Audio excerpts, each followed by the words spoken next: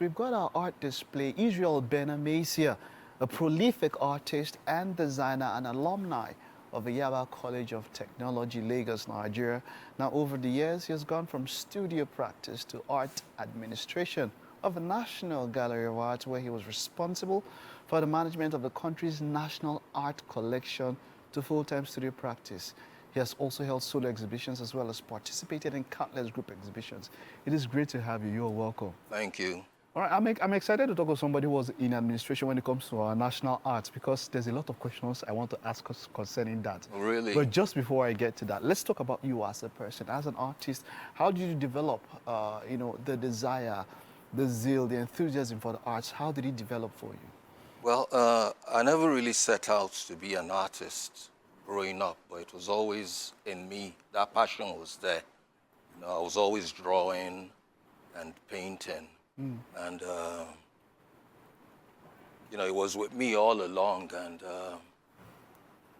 developing on its own. And then when I finished high school, I said I'll then enroll and study art for maybe 1 or 2 years because I had my eyes set on something else. But then one thing led to another. I ended up finishing, studies in art and graduated as an artist. Wonderful. And this is where you are. You have done. What is your mode of expression when it comes to art? How would you describe yourself when it comes to specialization of an artist? What part do you enjoy doing the most? I enjoy painting a lot. Painting. I paint with oils. Okay. I paint with acrylics. I paint with all the mediums. Yes. Yes. There's no medium that speaks to you more than the others. There's no one you can relate with more than the others.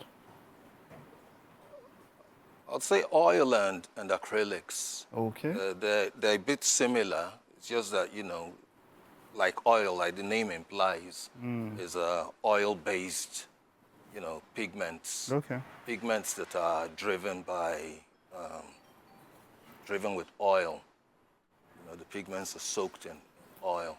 And then the acrylics are water-based. You use them. Yes, you use water as solvent for. What medium was this, and let's talk about this one directly in front of us here. These two are acrylic paintings. The acrylic paintings, yeah, both acrylics. All right. Well, what's the title? Do they have a title? Yes. Okay. Talk to us about it. The framed one is called Sally's House. Sally's House. Yes, okay. And it's a depiction of a scene from rural Katsina. That was where I did my youth service. And one day we went for, these usual youth service symposiums. Okay. And then I saw this scene. I saw the donkey. No, actually, it was a cow that I saw. But that day I wasn't prepared. I didn't have any sketching materials. So fortunately for me, the seminar was to continue the next day. So I went there armed with my paper and pencil and then did a sketch. An outline or something while you were there? Okay. Yeah, did a sketch of the scene. Funny enough, when I got back there, the cow was gone, and it was a donkey that was there. Okay. So that's the donkey. That's the donkey that's there. All right, that's one. How about this other one? Okay, this one is a bit of an imaginative piece. Okay. Imaginative work of, what we call a seamstress, a tailor. Yes, it was inspired by, the kind of commitment that artisans have, the long hours that they put in to, do their work. I could easily relate with it because I spend a lot of hours in the studio working. Solitude is a very strong part of, working in the arts. We spend very long hours in the studio, meditating, contemplating on, how to convey moods or emotions in our work. Wonderful, Yes. wonderful. Now, let's talk about, before we get to this place, let's talk about when you were in art administration. As a country, we've been, African art, as it were, is something that it seems that even those who don't have, who are not, how do I put it now? Those who don't have the art seem to appreciate it more. That's why you see, growing up, I would go to art museums and galleries, and then I would see how unkept some of these art were. Unkept, and in fact, some of them were in very dilapidated states. But then you travel outside the country, and then you see, the Benin art, the Benin works and all of that, kept there, and then they are taken care of so well. And then we go there, and then there is art tourism, as it were. They use it to make money. In fact, at different points in time, we've had to call out to return some of them and all of that. Even the ones they have returned, we don't even see them have prominence when it comes to the display. Since these things were returned and all of that, how would you say, how did we get to this point whereby we ourselves don't get to appreciate what we have? And it seems like the value of the art is given much more by how much the Western world appreciates that art. I think it's the priority that is placed on art by mainly the government. The kind of priority, the kind of people that they hire to manage the sector. Like take the National Gallery for example.